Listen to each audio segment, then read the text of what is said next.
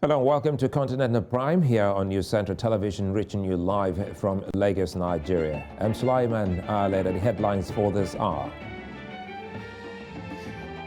Corruption trial of South Africa's former president Jacob Zuma continues after he appeared virtually in court. Bandits shoot down Nigerian Air Force Afar jet returning from an air interdiction. Pilot escapes unhurt. Somali Army's elite force kills 15 Al-Shabaab militants in country's Lower Juba region. Details shortly.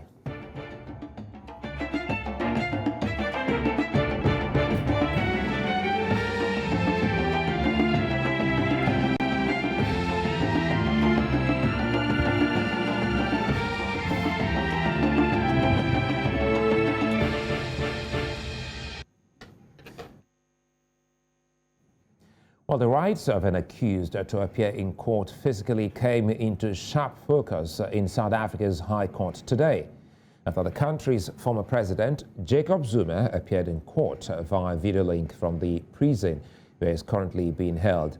His legal team argued that a virtual hearing doesn't pass the test of a fair trial. In the meantime, the country continues to count the cost of damage to property and loss of life, which began with protests calling for Zuma's release. South African journalist and editor Diane Hawker joins me now to help unpack these issues. Good to see you again, Diane. Quickly, it's the first time that many will be seeing the former president since his incarceration. How did this appearance go? Yes, absolutely. The former president was incarcerated on the 7th of July. It's now almost 2 weeks later, and it's the first time that we're getting to see him in any way. He appeared on that Zoom meeting for the court case, and he looked like he was in quite good spirits, to be quite honest. He was wearing the red tie that you often see him wearing in these court appearances. He didn't say much, but his lawyers did most of the speaking on his behalf as that case was unfolding. A lot of people commenting on social media that they were happy to see that he was in good health. He's still in his 14-day isolation period after going to court, and that 14-day isolation period should end on the 14th, when he should be then assimilated into the rest of the prison population at the Escort Correctional Facility. Now, people are happy in the social media, but his lawyers are unhappy. Now, they think that the current application shouldn't have held virtually. What are their other concerns? Well, the main issue that they are raising, Suleiman, is that when a trial is heard, the requirement is that an accused must be present. And they are arguing that that word present actually means physically present in court. They're saying that a virtual attendance, although the person is able to hear proceedings, doesn't actually give them the same rights and access to the court proceedings as if someone was sitting in court. And an example that was made by one of Zuma's lawyers is that oftentimes when court proceedings take place, the lawyers will consult on the fly with an accused, and they'll pass notes and talk to each other during the proceedings. And Advocate Thabani Masuku, along with Advocate Dali Mpofu, were making the point that it would be difficult for them to adequately consult with a client if he is not physically in the same room as them. The other issue that they're raising is to say that other trials at this court have actually been put on hold, and they're saying that the Zuma case is being treated differently as compared to other cases. They're asking for the court to rather postpone the case for 3 weeks, so that the court can reopen, either as a result of the lockdown level 4 changing or as a result of the unrest situation calming down. And then they're saying they would be prepared to proceed at that time. Suleiman. You know, as they do this, but the prosecution is calling, for the case to continue because they think that the former president is up with some delay tactics. Yes, absolutely. You know, this case has been a long time coming. It's more than 15 years really in the making from the initial investigation to the point where we are now. And the prosecution are saying after all this time, the Zuma group should not be asking for further postponements and rather should be ready to have the plea application heard. Now, the plea application that the Zuma legal team have brought is essentially they are saying that the prosecutor in the case is biased towards the former president, and they are saying that he shouldn't be allowed to prosecute the case because they claim that there is political interference and that there has been political interference all along.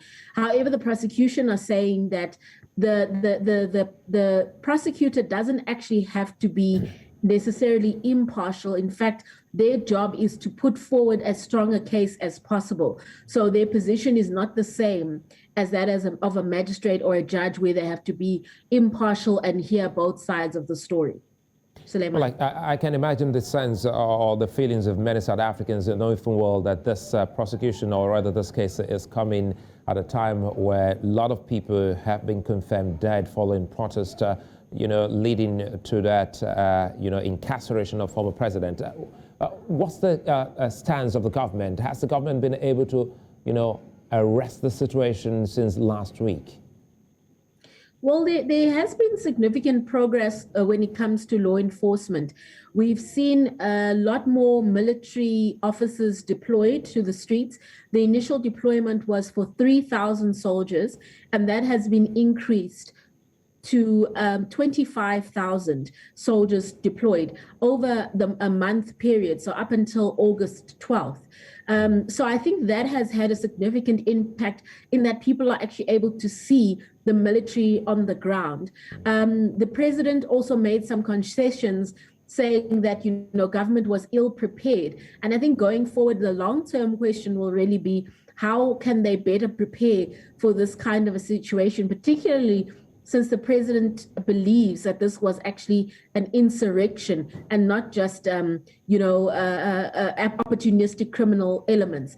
But what we've now seen is that more than 3,000 people have been arrested, and some of them have started appearing in court. We've actually also seen some alleged instigators have been arrested, and the police minister has indicated that those people are due to appear in court in the next few days. So quite a lot of movement there on that front. Many thanks, Diane Hawker, for unpacking this for us. Thank you. Well, he's referred to as the father of the nation and the first black head of state. His contributions include service to humanity as a human rights lawyer, a prisoner of conscience, an international peacemaker, and the first democratically elected president of a free South Africa. Now, he's Nelson Mandela, and he's been an inspiration to many across the world. In celebration of World Mandela Day, News Central Television had an exclusive interview with Neighbouring Mandela, the sage's grandson. Chilema Mandela tells us more.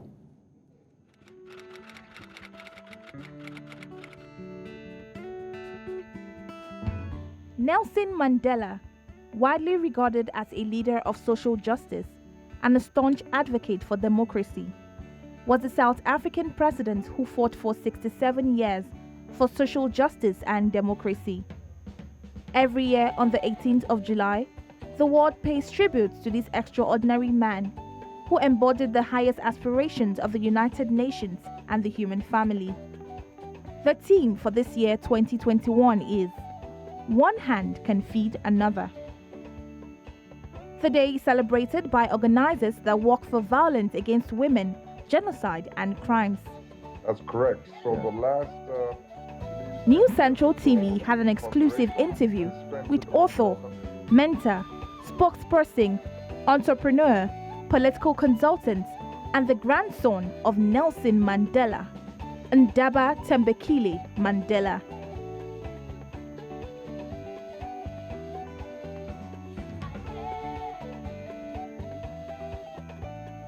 Well, I think it was that first time we went to visit him in jail. Well, that's what my parents told me. And so I had a picture of, concrete bars and dog and security. But when we went to the house, I didn't understand that he was a political prisoner and he was actually kept in a house. And the house, there was a swimming pool. I never had a swimming pool. There was a VCR. We watched The Never-Ending Story. I met a chef for the very first time. And that day, I thought to myself, I don't want to be a policeman. I don't want to be a lawyer. I want to go to jail. Living with his grandfather Mandela was a life-changing experience. In his words, he felt like the Fresh Prince of Bel-Air, with so many life lessons to pick from. One of the most valuable lessons that he talks about is that when you have an achievement that you want, that you have set for yourself, it may not happen on the first try or even the second, but you have to keep going. So it is going to the mountain. Life is like going to the mountain. When you reach the top of the mountain, you realize there are many more hills and mountains to climb. So really, we have to persevere. We have to persist in order for us to be able to achieve our goals. With a foundation, African Rising Foundation, dedicated to promoting a positive image of Africa around the world, Ndaba believes Africa is rising slowly and has its own path to development, and as such shouldn't be compared to the rest of the world. For me, I believe in the young people. These are the people that will truly take our country, our continent, onto the next level. So it is up to us to make sure that we empower young people, give them the skills and give them the wide range of things that are possible out there in the world. I mean, young people in villages don't know what a quantity surveyor is, or they don't believe they can become a pilot. And so we need to be the ones to go out there and work with people that are marginalized, by poverty or by lack of opportunity. Ndaba's dream for Africa is to one day see a united Africa by giving our young people exposure and remind us of the greatness and potentials embedded in the continent. Chilema Mandela, News Central. We'll move to West Africa, where the Nigerian Air Force says its Alpha jet aircraft crashed while returning from a successful interdiction mission in the northwestern region. In a statement on Monday, the Air Force says the aircraft was downed after it came under intense enemy fire about 12:45 p.m. on Sunday, leading to its crash in the northwestern state of Zamfara. The pilot, Flight Lieutenant Abayomi Dairo, successfully ejected from the aircraft and sought refuge in nearby settlements awaiting sunset. The Air Force added that the pilot, using the cover of darkness and his phone, could elude several bandit strongholds and found his way to a Nigerian army unit, where he was finally rescued. While staying with security matters in Nigeria, Governor Bello Matawalle of the northwestern state of Zamfara has expressed a shock at the killing of 13 police officers by suspected bandits. The governor has visited 7 injured police officers receiving treatment at the Yariman Bakura Specialist Hospital, Gusau. The police officers were ambushed at a mobile police camp set up as part of the measures taken by the government to fight bandits in the state. Earlier, Dixon Osaije, a criminologist and an international certified security expert, joined us to discuss attacks on police officers in Nigeria. The integrity of our national security has been tested by these criminal elements. The integrity of our defense has also been tested by these criminal elements. Going biometrics from the southeast, southwest, south-south, we've lost a lot of personnel, a lot of soldiers, police, Air Force, Navy, being killed by these criminal elements. And I think it is right time the government of Nigeria declare a full-blown war between the state of Nigeria and this criminal element. Because for me, I think the application we are adopting against this criminal element, the government is just being discretional, being discretional in the sense that we are giving the criminal element opportunity to regroup, strike our military, regroup, strike our military, and that is not going to do well for us, because I had earlier stated that our integrity, our national integrity has been tested, our defense has been tested. For me, all these years, I think the government and our military has been playing a friendly match with this criminal element. I just want them to go for a live match, because I can tell you for free the capability of the Nigerian military. As a former soldier, I feel so sad seeing most of our soldiers, falling so cheap, because as a soldier, you are trained hard to die hard. As a police officer, as a mobile police officer, you are trained hard to die hard.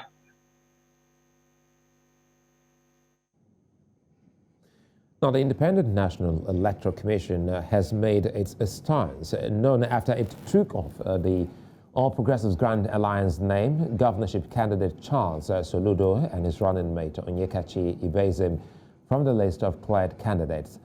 In Breakfast Central, INEC's National Commissioner for Information and Voter Education, Festus Okoye, explained the reasons for removing the candidates in the coming November 6th governorship election in Anambra State, southeast of Nigeria. We are clearly and irrevocably committed to the timetable and schedule of activities we released in relation to the Anambra governorship election. As you know, because it is a standalone election, it's an off-season election, the Commission decided to release the timetable and schedule of activities in January this year. So to enable and give all the political parties sufficient time, one, to put their house in order, and two, to conduct what we call valid party primaries. By our own rules and by our own procedures, the Commission relates with the National Executive Committee of the different political parties as you asserted. And this is consistent with the provisions of Section 87 of the Electoral Act, which mandates the National Executive Committee of the various political parties to organize party primaries. Secondly, we not only relate with the National Executive Committee of the political parties, we also give access code to our candidates nomination portal to the national chairman of the political party, as recognized by the Independent National Electoral Commission. And as you are aware, 18 of the registered political parties gave the Commission notice of their intention to conduct party primaries. Nigeria's indigenous groups have called on the federal government to convene a national dialogue to unite hundreds of aggrieved ethnic groups in the country. One umbrella group, known as the Indigenous Peoples of Nigeria, has accused past governments of being responsible for the country's problems. Convener of the group, Nnamdi Irogbe, while speaking to journalists in the country's capital, Abuja, called on traditional rulers to rise to their responsibilities and reach out to other ethnic leaders. IPN condemns the notion that any particular indigenous ethnic nationality is the architect of Nigeria's problem. Rather, the gross failure of leadership is wholly responsible for every ills bedeviling the Federal Republic of Nigeria. We call on the traditional rulers, who are the true custodians of the authority of the indigenous people, to bring all the indigenous nationalities on a round table for a no-holds-barred conversation aimed at resolving any or imagined differences and initiate reconciliatory moves amongst the indigenous ethnic nationalities. In East of Africa, the United Nations has called for lifting restrictions in and out of Ethiopia's Tigray region to allow aid workers to replenish supplies and mobilize personnel to sustain aid operations. UN Deputy Spokesperson Diane Hawker made the call on Monday, expressing concerns that the restrictions have remained despite recent improvements in access within Tigray since the end of June.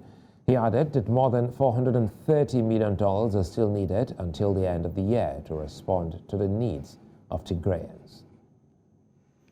Inside Tigray, access is currently possible to areas that were previously hard to reach.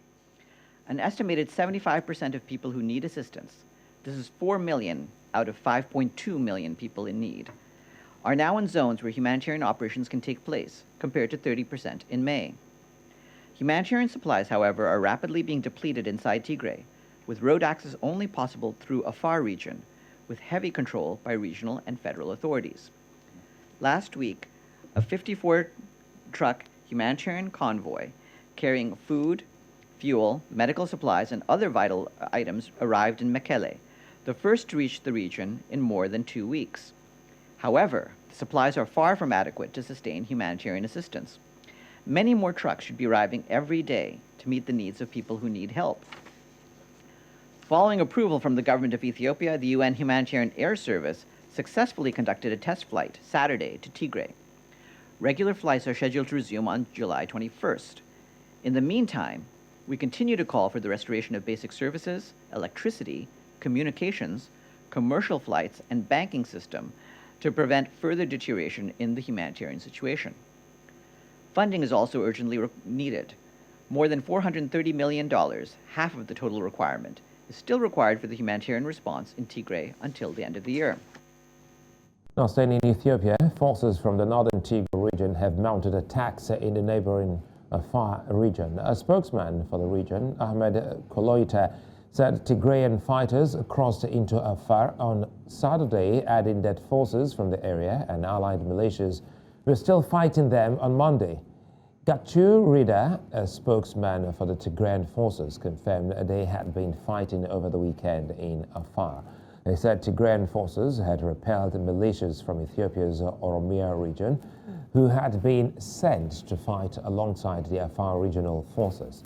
The government has not responded to the claims. Now, in neighboring Somalia, the National Army says its elite Danab forces killed 15 Al-Shabaab militants and injured several others in the country's southern Lower Juba region. SNA spokesman Ali Hashi told journalists in Mogadishu on Monday that several militant hideouts were razed during the operation. He said attacks on Al-Shabaab militants would be sustained in Lower Juba and other regions. Now, staying in the east, Tanzania's opposition leader Freeman Mbowe says the Chadema party will continue holding meetings calling for constitutional change despite police arresting its members. His comments come after Chadema said more than 100 people were arrested on Sunday, although police said only 38 were detained. Reports say they have been freed. Mr. Mbowe accused the police of giving flimsy reasons for the arrest, adding that it was meant to intimidate the party. Chadema is set to hold a series of meetings around the country, starting with one in the port city of Wanza on Wednesday. Now, moving north of the continent, Algeria has recalled its ambassador to Morocco after its North African neighbors officially announced its backing of Algerian separatists in the Kabylie region. The move followed remarks made by Morocco's representative to the United Nations, Omar Hilali, that the country was officially and explicitly supporting the right of self-determination for the Kabyle people in Algeria.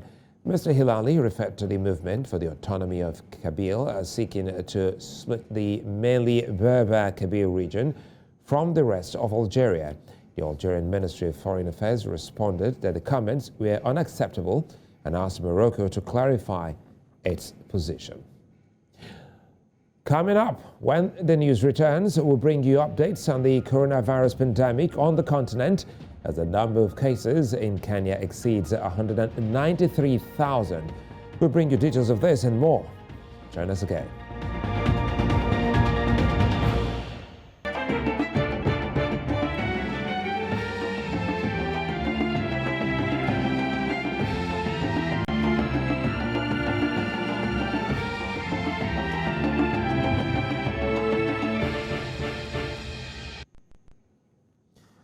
Welcome. If you just joined us, you're watching Continental Prime here on News Central Television, reaching you live from Lagos, Nigeria. Now, as Muslim faithful brace up for this year's Eid festival, motorists in Nigeria have been asked to seriously take safety issues before, during, and after the festival seriously.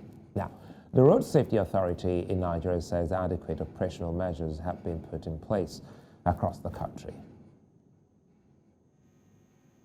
Nigeria's Federal Road Safety Corps has deployed thousands of staff and operational equipment for special patrols during the Eid al-Adha celebration. The sector commander of the Federal Road Safety Corps, FRSC, Olusegun Ogungbemide, explained that the massive mobilization of personnel and operational equipment are required for successful operations during the Eid celebrations nationwide. Ogungbemide reiterates that the deployment aims to ensure enhanced visibility and guarantee the safety of all road users before, during, and after the Eid el-Kabir celebration in Nigeria. The sector commander advised that motorists must endeavor to avoid traffic violations and remain conscious of their safety to avoid not only arrest and prosecution by members of the Corps, but falling prey to avoidable road crashes. It's a festive period. Those that don't have the patience, on that little bit long, you see them going against the traffic, you see them shunting lanes. It's not required. Everybody will get to a destination. But what is required is for us to have an understanding that it's a special period. So I want to use this opportunity to tell all road users that the operatives are on the ground. They should cooperate with them in order to have a smooth movement within this period. NEMA has assured Nigerians that officers of the Disaster Management Authority will be available to ensure safety.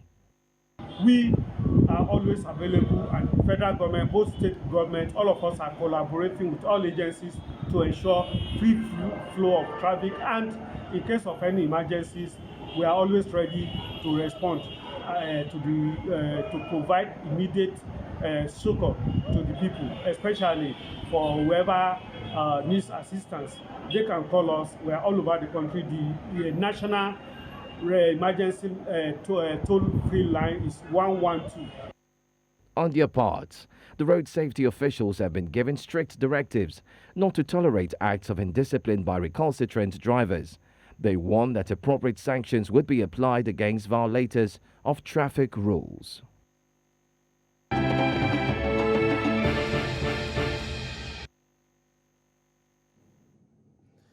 Well, our coverage of the coronavirus across the continent begins in Kenya. The East African country has recorded 431 new COVID-19 cases from a sample of more than 5,000 tests in the last 24 hours, indicating a positivity rate of 8.2%. This is a decline from 9.8% recorded the previous day. On Monday, a statement from the Ministry of Health said the number of confirmed cases has risen above 193,000 and more than 2.05 million tests have now been conducted. The death toll also rose by 8 during the period under review. Now, in the Horn of Africa, health authorities in South Sudan say they have closed down all COVID-19 vaccination centers after running out of the jabs. The country received 132,000 doses of Oxford AstraZeneca vaccine from the COVAX facility, but 72,000 were donated to neighboring Kenya over concerns that they would expire before use. South Sudan had a slow rollout of the vaccination program, and the ministry says the doses that remained have been used to vaccinate more than 50,000 people with the first dose and 4,000 of them, with a second dose. Now, 9,000 healthcare workers have all been vaccinated there. Now, in Southern Africa, at least 63 doctors and nurses at the Mpilo Central Hospital in Zimbabwe's second largest city of Bulawayo are in isolation after testing positive to COVID-19. The hospital's acting chief executive officer, Solwayo Ngwaya, said on Monday that the development had crippled healthcare delivery at the hospital, adding that the bulk of the affected workers were nurses. Ngwaya said health workers continued using personal protective equipment whenever at work, but community transmissions put them at risk of contracting and succumbing to the pandemic. Since the outbreak of the pandemic in March of 2020, 390 healthcare workers from the hospital have tested positive for the virus. Zimbabwe is currently in the grip of the third wave of pandemics. Now, staying in Southern Africa, Namibia's Minister of Health, Kalumbi Shangula, says that the country aims to vaccinate around 750,000 people against COVID-19 by the end of September. Shangula, in a daily COVID-19 briefing on Monday, said the country should increase the number of vaccination points to reduce the long wait for vaccination. His comments come as Namibia resumed its COVID-19 vaccination campaign on Monday after it was previously shelved owing to the unavailability of vaccines. To date, Namibia has reported more than 112,000 confirmed cases and over 2,500 deaths.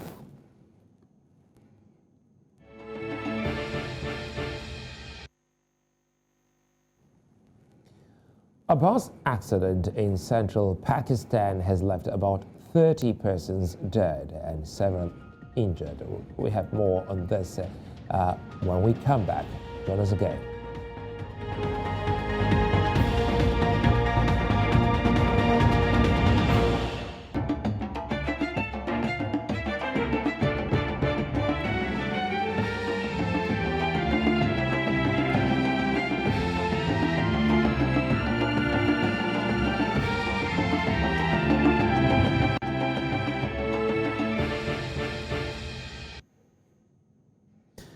About 30 people have been killed after a passenger bus rammed into a container truck in central Pakistan. The police say the bus was carrying workers from the industrial city of Sialkot in the province of Punjab to their hometown in the remote district of Daragazi Qazi Khan.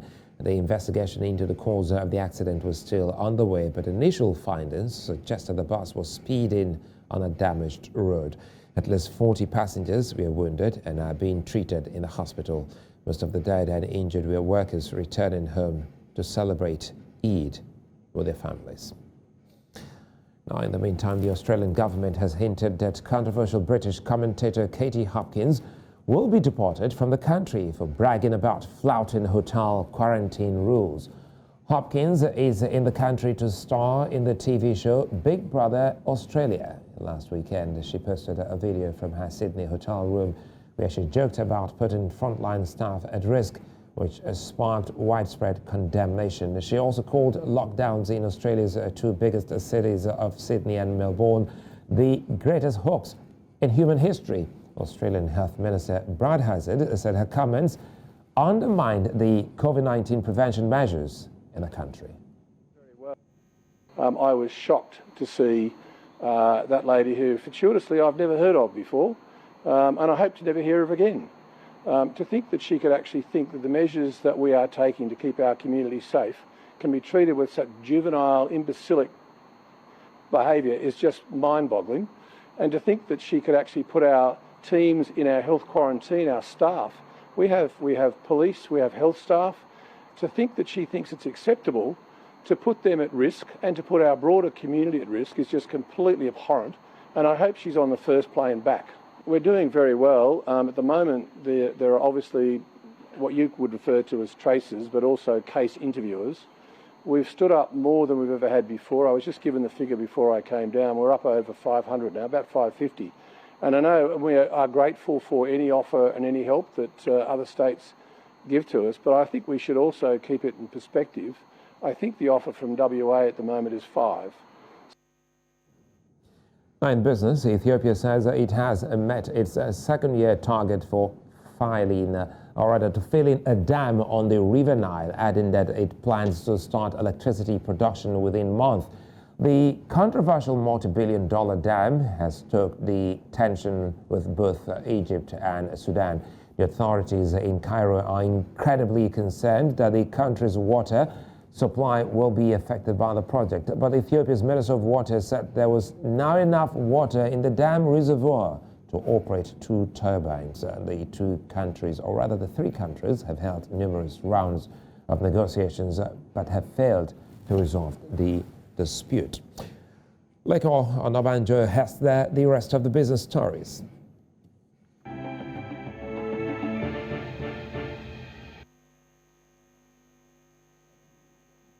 Hello and welcome to Business News on NC Continental Prime. I am Lekon Onobanjo. The news starts off in the eastern part of the continent, where the International Finance Corporation, which is the private sector investment arm of the World Bank, last week plowed $1.2 million, which is about 129.8 million Kenyan shillings, in a 5-year corporate bond issued by the Tanzania Mortgage Refinance Company boosting the firm's efforts to increase access to longer-term affordable mortgages and housing in Tanzania. The bond, listed on the Dar es Salaam Stock Exchange, has been oversubscribed and it raised $3.8 million against a target of $3 million. It is the third tranche in the Tanzania Mortgage Refinance Company's $54 million medium-term note program created to improve the housing sector in Tanzania. According to the Chief Executive Officer, Oscar Mgaya, IFC's participation in the third tranche of TMRC's medium-term note program will support the continued growth of the housing finance market in Tanzania. Additionally, it will enable it to diversify its funding source. The Central Bank of Kenya has accepted bids worth 19.2 billion Kenyan shillings out of 19.3 billion received from investors, representing an undersubscription of 80.28%. Bidders were offered government paper worth 24 billion Kenyan shillings at the weekly Treasury Bills auction conducted on Thursday, July 15, 2021. The most popular debt instrument was the 182-day Treasury Bills, where investors submitted bids worth 11.32 billion Kenyan shillings out of the 10 billion Kenyan shillings that the state's fiscal agents had offered at the weekly auction. Let's now tell you that the KwaZulu-Natal Department of Economic Development, Tourism and Environmental Affairs is investigating allegations of price gouging in the province following a week of violent unrest and looting. The department said a task team from EDTA's Consumer Protection Unit has been assigned to look into the matter, and where wrongdoing is found, sanctions including fines will be given. Meanwhile, calling for a patriotic contribution to the national efforts to recover and rebuild, a leading member of the Executive Council at EDTEA, Ravi Pillai, warned that excessive profiteers will be punished and their names published, with the consequence of reputational risk. Away from that now, the United Kingdom has retained Kenya in the list of countries whose nationals are barred from entering Britain, dealing a blow to Nairobi's efforts to review the travel embargo. Recently, the UK updated countries on England's red list amid concerns about the spread of new COVID-19 variants. Kenya has remained on the travel ban list, where it was first included in April, triggering a tit-for-tat travel blockade from Nairobi. Kenya had placed a travel ban on the UK amid fears that their highly contagious COVID-19 Delta variant may spark a fourth wave of infections in Kenya over the next 2 months. Britain is one of Kenya's main trading partners. In 2019, accounted for the fourth largest arrivals through Jomo Kenyatta International Airport with 181,400 visitors. Despite the importance of insurance to individuals, it is not commonly. To solve this problem, the action is to improve the awareness of consumers. Well, I asked some respondents as to how knowledgeable they are about insurance policies and other associated barriers. According to a study by Nationwide Insurance, only 1 in 5 consumers completely understand the details and need to have an insurance policy. Even many are not aware of the benefits of insurance offerings. Though the awareness level is healthy, certain constraints debar them from owning a policy. One of these is poor education. The stress of getting it, and I don't really know much about it also, because I'm not well informed, and also I plan on getting one, but not now. Some say until they are financially buoyant, they can't opt for any. I don't have a good job, so there's no need for me to invest in the insurance company. I'm single, I'm not married, and I have a shelter, accommodation free, so like 50,000 or 60, I can be able to do it. I am not into anyone yet, because I believe insurance is when you settled, probably when you have your own house or you have your own fleet of cars and maybe your family, and then okay, I can now insure some things. No doubt these limitations exist and may be an impediment to having more potential policyholders on board. However, clear communication via large-scale awareness campaigns on the types of insurance packages, the importance and benefits, affordability, simplicity and flexibility in claiming benefits can go a long way in bridging that gap. Lekon Onobanjo, reporting for News Central Television. Let's also tell you that the Nigerian government has assured that Nigeria is on the track of the global demand for cleaner energy. The nation's Minister of State for Petroleum Resources, Timothy Silva, gave the assurance at the just concluded 2021 Nigeria Oil and Gas Strategic Conference and Exhibitions in Abuja. The minister added that the federal government was leaving no stone unturned at ensuring that the country moved to cleaner renewable energy, but that the steps must be gradual. He explained that government had already directed stakeholders in the oil and gas sector to focus on natural gas resources as a transition fuel that would function as a bridge between the dominant fossil fuels and the cleaner energy. And that's all as we have for you on Business News. NC Continental Prime continues shortly. I am Likon Onobanjo.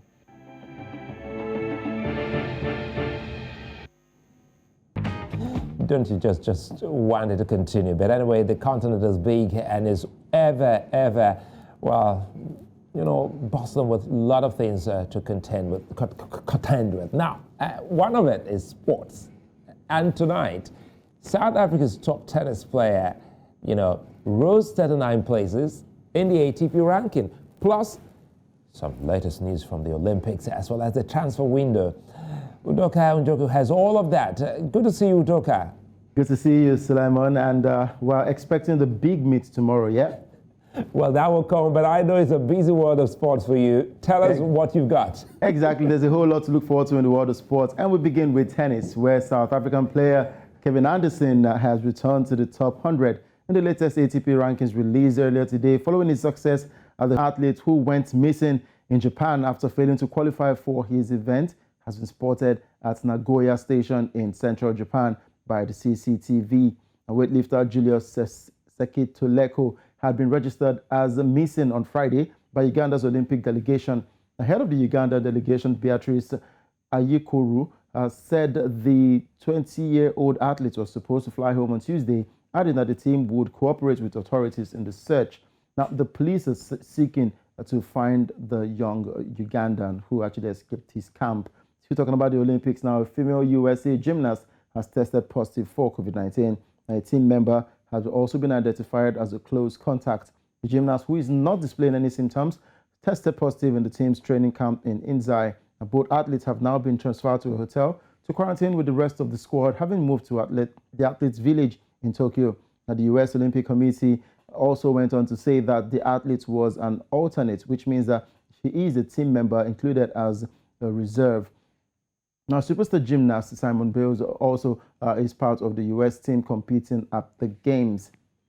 Moving on from there now, let's go straight to football, where Ghanaian teenager Kamaldeen Sulemana has joined French club Rennes after a big money move from Nordjylland. Now, Rennes have reportedly paid the Danish side a total of more than $23 million for the winger, with 75% of that fee to be paid upfront for the 19-year-old. Sulemana has signed a 5-year deal with the French Ligue 1 side after he scored 10 times and weighed in with 8 assists in the Danish league last season. He is the latest product of the Right to Dream Academy in Ghana, which also owns Nordjylland. Still talking about some transfers now, Arsenal have completed the signing of Anderlecht and Belgium youth midfielder Albert Samdi Lokonga on a long-term contract. The fee is believed to be around £17.2 million, and Lokonga made his first team debut in December 2017, and he has gone on to make 78 appearances, scoring 3 goals since he joined Anderlecht at the age of 15. The midfielder, who will wear the number 23 jersey and have Sambi on his shirt, has played 7 times for Belgium under 21s, scoring 2 goals. Lokonga will join his new teammate after he has completed the current isolation regulations for international arrivals in the UK. And finally, the English Football Association says it is determined to ensure the disgraceful scenes that marred the Euro 2020 final are never repeated. The FA said an independent review investigating the security breaches is set to take place. The fans fought with stewards and police as they attempted to break through gates at Wembley on the 11th of July. And afterwards, the FA was hit with 4 charges by UEFA surrounding the behavior of fans. They relate to disturbances caused during the national anthems, invasion of the pitch, the throwing of objects, and the lighting of fireworks by fans. In addition, a UEFA ethics and disciplinary inspector has been appointed to conduct a disciplinary investigation into events involving supporters that occurred inside and around the stadium. And that's a wrap on Sports Update on NC Continental Prime. I am Udoka Njoko. Well, thanks, Udoka, and Eid Mubarak. Yeah, Eid Mubarak. Well, the Nigerian Meteorological Agency has predicted 3 days of thunderstorms and cloudiness starting today, Monday, and ending on Wednesday. The country's weather agency said the weather conditions will be experienced across the entire country. The weather outlook predicted gave chances of thunderstorms over parts of the northern states of Kebbi, Kano, Bauchi, Borno, Taraba, Kaduna, Adamawa, and Yobe. The weather agency also envisaged rains over the southern eastern states of Enugu, Imo, Rivers, and Akwa Ibom, while southwestern states of Ondo, Edo, and Lagos are not left out. Now, the forecast comes after prolonged showers we experienced in Lagos on Friday, leaving several cars and homes submerged and streets flooded. Now, for what to expect across the rest of Africa, let's go to our weather desk.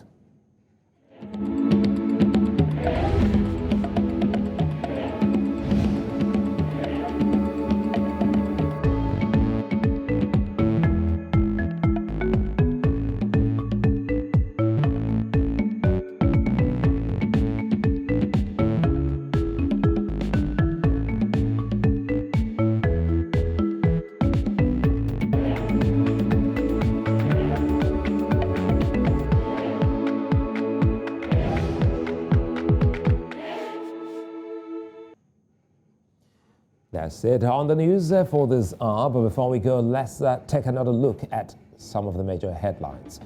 The corruption trial of former South Africa's President Jacob Zuma continued today as he appeared virtually in court. Bandits have shot down an Alpha jet belonging to the Nigerian Air Force while it was on its way back from an air interdiction. The pilot escaped unhurt.